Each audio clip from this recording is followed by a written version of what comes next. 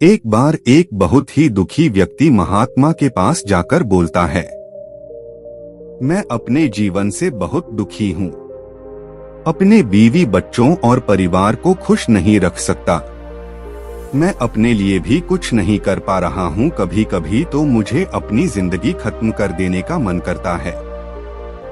आप इतनी साधना करते हैं, इतनी तपस्या करते हैं, क्या आप मुझे कोई ऐसा मार्ग बता सकते हैं जिससे मैं अपने बुरे वक्त से बाहर आ सकूं?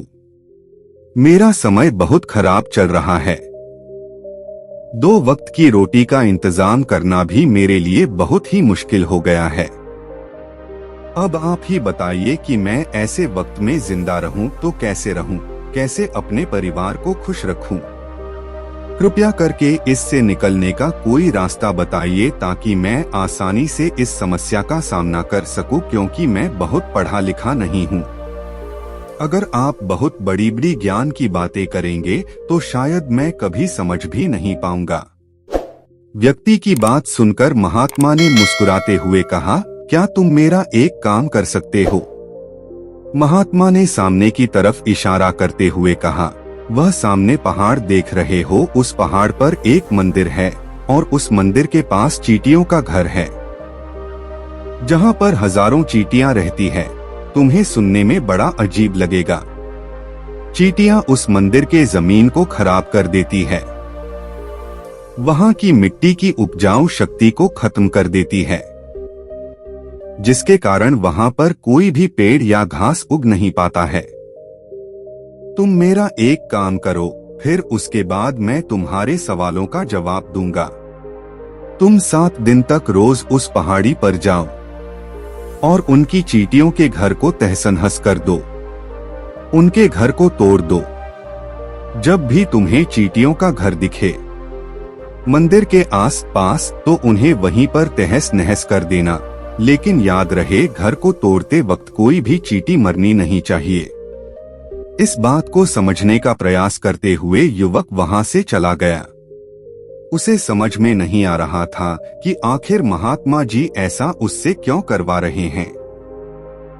ऐसे तो उनकी चींटियों पर अन्याय होगा, उनका घर टूट जाएगा, उन्हें नुकसान पहुंचेगा। आखिर कौन ऐसा करने को कहता है? यह सब सोचकर वह महात्मा की बात मानते हुए अगले ही दिन उस पहाड़ी पर जाना शुरू कर देता है। जब वह पहले दिन पहाड़ी पर पहुंचता है और देखता है कि बहुत सारी चींटियां अपना खाना जुटाने में लगी हुई है। सारी चींटियां कतार से चढ़ रही थी और अनाज के छोटे छोटे दाने उठाकर अपने घर में जमा करके जा रही थी। यह देखकर पहले तो उस युवक का मन कमजोर पड़ गया। उसने सोचा कि यह कितना मेहनत करके अपना घर भर रहे हैं और मैं उनके घर को तबाह कर दूंगा तो इनको कितना बुरा लगेगा। लेकिन फिर उस व्यक्ति ने महात्मा की बात याद करते हुए घर को तोड़ना शुरू कर दिया। घर तोड़ते ही चींटियां इधर उधर भागने लगी। अभी तक जो कतार में चल रही थी, अब वह बिखर गई और अपनी जान बचाने के लिए इधर उधर भागने लगे। थोड़ी देर में घर टूट गया। सारी चींटियां इधर उधर अपनी जान बचाने के लिए भाग गई थी। यह करने के बाद वह युवक दुखी मन से अपने घर वापस लौट आया। उसका मन बहुत परेशान था, वह पश्चाताप से भरा हुआ था। फिर उसने सोते हुए रात में लेटे लेटे ही सोचा, अब तो चींटियों का घर तबाह हो चुका है, अब वहां वापस जाकर क्या फायदा, क्योंकि जैसा महात्मा जी ने कहा था कि चींटियों का घर तबाह करना है, वह तो मैं पहले ही कर चुका हूं। लेकिन बाद में उसने कुछ सोचकर फिर से वहां जाने का निर्णय लिया और अगले दिन सुबह सुबह वह वापस उस पहाड़ी पर पहुंच जाता है। पहाड़ी पर पहुंचकर वह उसी जगह पर पहुंचता है जहां पिछली बार उसने घर को तहस-नहस कर दिया था। लेकिन वह देखकर चौंक जाता है कि चींटियों ने फिर से अपना घर उसी जगह पर बना लिया था और वे फिर से अपने घर के लिए सामान इकट्ठा करने में जुटी हुई थी। उस आदमी को यह देखकर लगा कि है चींटियां कितनी मूर्ख है, इनको पता है कि कल ही इसी जगह पर इनका घर तबाह किया गया है और उसी जगह पर इन्होंने अपना नया घर भी बना लिया। और यह सोचकर वह आदमी हंसने लगा, लेकिन फिर से महात्मा की बात याद करते हुए फिर से उन चींटियों का घर तबाह कर दिया। फिर से उन चींटियों में हलचल मच गई। थोड़ी ही देर में वह चींटियां अपनी जान बचाने के लिए इधर उधर भागने लगी। कुछ ही देर में उनका घर फिर से तबाह हो गया और इस बार वह युवक थोड़ा सा संतुष्ट होकर यह सोचने लगा कि इस बार तो मैंने इन चींटियों का घर अच्छी तरह से तबाह कर दिया है। अब तो वह चींटियां अपना घर यहाँ पर दोबारा बना ही नहीं पाएंगी। इसीलिए उसने वहां से जाने से पहले उस जगह पर पानी भी डाल दिया ताकि चींटियां दोबारा वहां पर अपना घर ना बना सके। और इस तरह वह अपना काम करके अपने घर लौट आया। फिर से सोते हुए रात में वह इंसान सोचने लगा कि क्या महात्मा यह सही काम करवा रहे हैं? क्या किसी का घर तबाह करना किसी सिद्ध पुरुष को शोभा देता है? क्या वह महात्मा सच में सिद्ध पुरुष है या मुझे सिर्फ बेवकूफ बना रहे हैं? फिर वह सोचने लगा कि पहले मैं अपने काम को पूरा कर लेता हूँ, क्योंकि इसके बाद ही पता चलेगा कि महात्मा आखिर मुझसे ऐसा काम क्यों करवा रहे हैं। यही सब सोचकर वह रात में सो जाता है। अगले दिन सुबह उठकर फिर से वह उस पहाड़ी की ओर निकल पड़ता है। पहाड़ी पर पहुंचकर वह उसी जगह पर पहुंचता है जिस जगह पर उसने अगली सुबह उन चींटियों का घर तोड़ा था। और वह यह देखकर खुश हो जाता है कि वहां पर कोई भी घर नहीं था। सारी चींटियां वहां से भाग चुकी थी। अब वह सोचने लगा कि अब मेरा यहाँ पर रोज रोज आने का क्या मतलब है, क्योंकि चींटियां तो अब अपना घर बदल चुकी है और महात्मा जी ने तो मुझे 7 दिन आने के लिए कहा था, लेकिन आज तो तीसरा ही दिन है। अब वापस 4 दिन आने का क्या प्रयोजन है?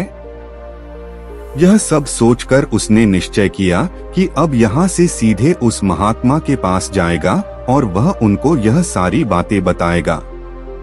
वह वापस उस पहाड़ी से महात्मा की कुटिया की तरफ जाने लगा। तभी अचानक उसकी नजर एक और घर पर पड़ी, जो कि वह घर चींटियों का ही बनाया हुआ था और अब वह चींटियां नए घर में रहने लगी थी।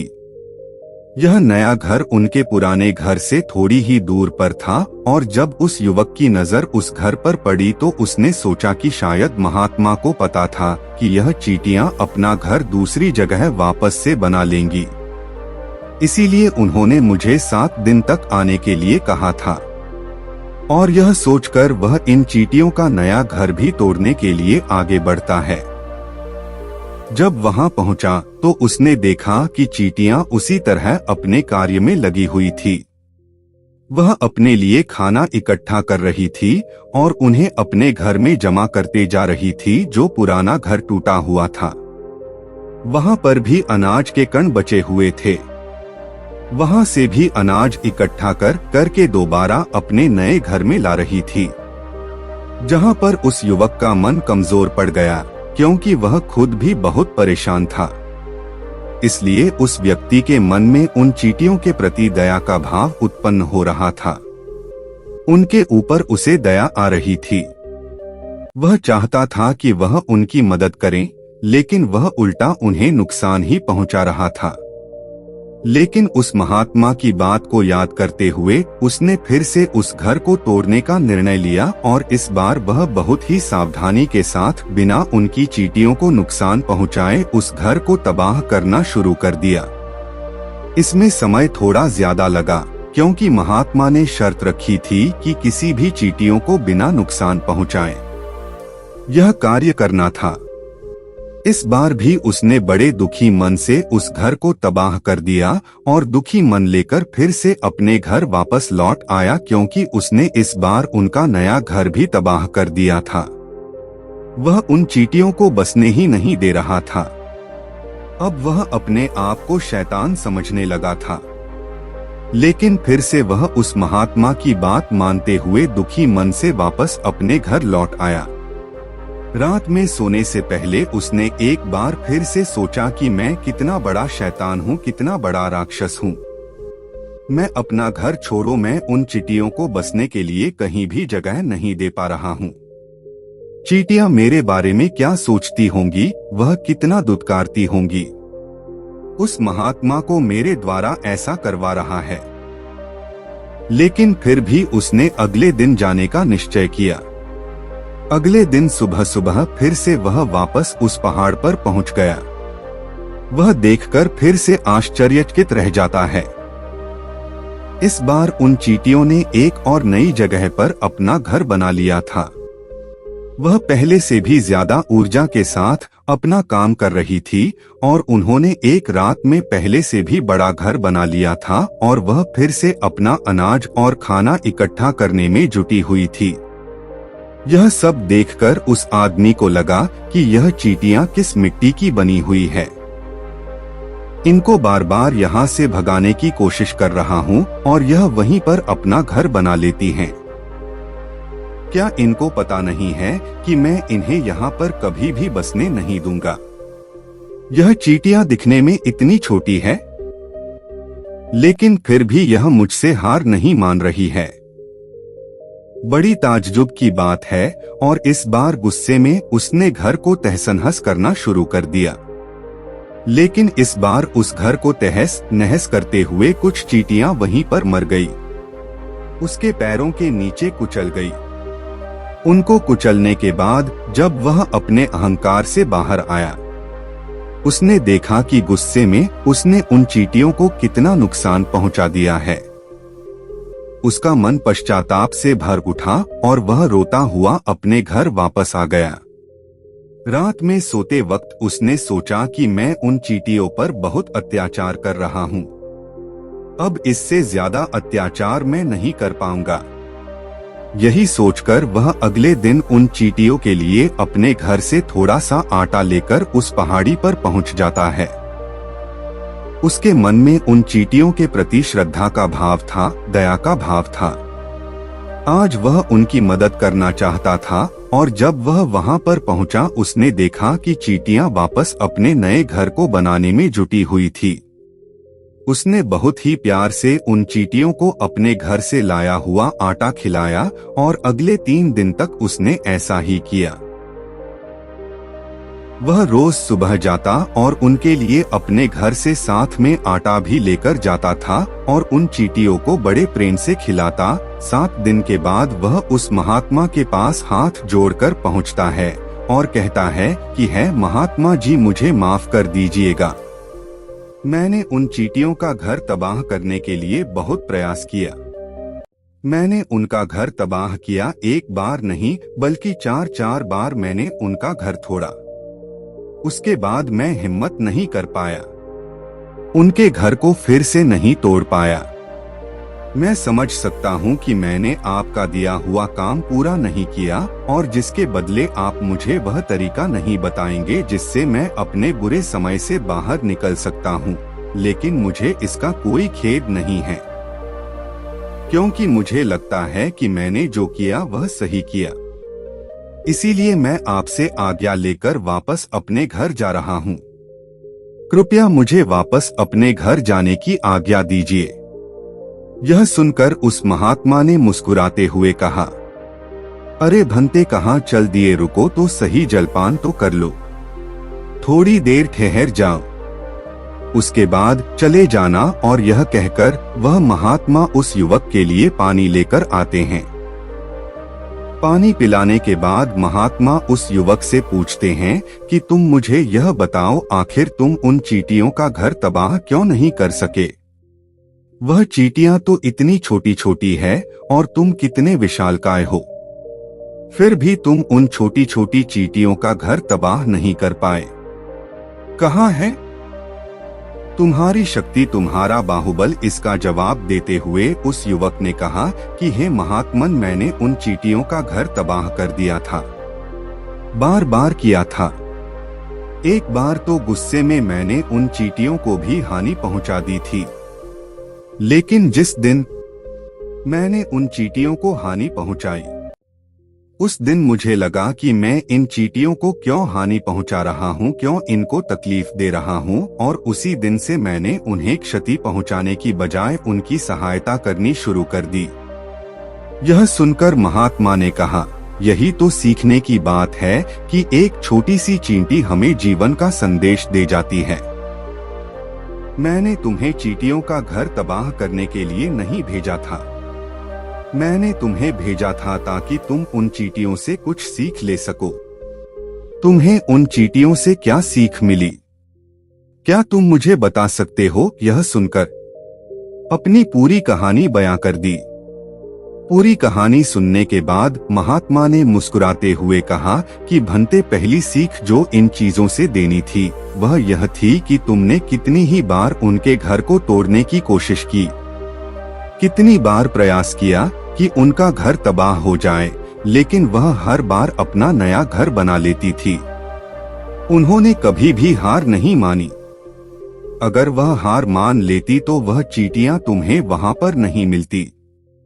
जीवन कार्यशीलता का नाम है, कर्मशीलता का नाम है, लेकिन हम मनुष्य एक दो बार हार मिलने पर ही टूट जाते हैं, हताश हो जाते हैं और फिर जीवन में प्रयास ही नहीं करते, और कुछ लोग तो अपनी जिंदगी को खत्म करने के लिए उतारू हो जाते हैं। लेकिन जानवरों में तुमने एक बात देखी होगी कि वह अपना जीवन खुद से खत्म कर ही नहीं सकते। तुमने कभी नहीं सुना होगा कि किसी जानवर ने आत्महत्या कर ली, चाहे वह जानवर कितना ही भूखा क्यों ना हो, इतना ही दुखी क्यों ना हो, लेकिन वह अपने जीवन के लिए हमेशा संघर्ष करता रहता है। लेकिन वहीं दूसरी तरफ हम मनुष्य एक दो बार हताश होने पर ही हम अपना जीवन खत्म कर लेते हैं। जीवन तो कर्मशीलता है, कर्म करने का नाम जीवन है, और मृत्यु आखिरी विश्राम है। इसीलिए मृत्यु से पहले कर्म करना कभी मत छोड़ना, क्योंकि मृत्यु के बाद तुम परम विश्राम में चले ही जाओगे, तो उससे पहले कर्म करना क्यों छोड़ रहे हो, क्यों हताश हो रहे हो? अगर तुम्हारा एक घर टूट गया है तो दूसरा घर बनाने का प्रयास करो, कोशिश करो, और कोशिश करने वालों की कभी हार नहीं होती।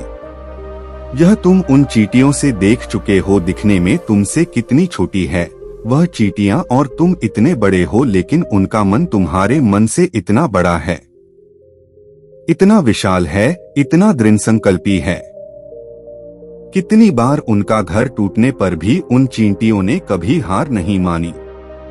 दूसरी सीख यहाँ से यह लेने की थी, वह यह थी कि जब भी हमारे ऊपर बुरा समय आता है, हमें लगता है कभी नहीं जाएगा, यह समय मेरे जीवन को बर्बाद कर देगा, मुझे कभी नहीं जीने देगा, और अपने इन्हीं ख्यालों से, इन्हीं विचारों से, जिनका असलियत में कोई भी अस्तित्व नहीं है, वह सिर्फ विचार हैं। वही विचार हमारे मन को दुखी कर देते हैं, और इसीलिए हम प्रयास करना भी छोड़ देते हैं। लेकिन सोचो कि बार बार प्रकृति हमें क्षति पहुंचाने की कोशिश करेगी, नुकसान पहुंचाएगी, लेकिन कब तक पहुंचाएगी? अगर हम बार बार उठकर फिर से नया प्रयास करते रहेंगे तो प्रकृति भी हमारे सामने घुटने टेक देगी, और वह भी एक दिन हमारे ऊपर दयावान हो जाएगी, कृपालु हो जाएगी, और वह हमें सब कुछ देने लगेगी जिसकी हमने पहले कभी कामना की थी। तुमने देखा कि तुम उन चींटियों का घर तबाह करने के लिए पहुंचे थे, लेकिन बाद में तुम ही उन चींटियों को अनाज और आटा देने लगे, तुम ही उन पर कृपालु हो गए।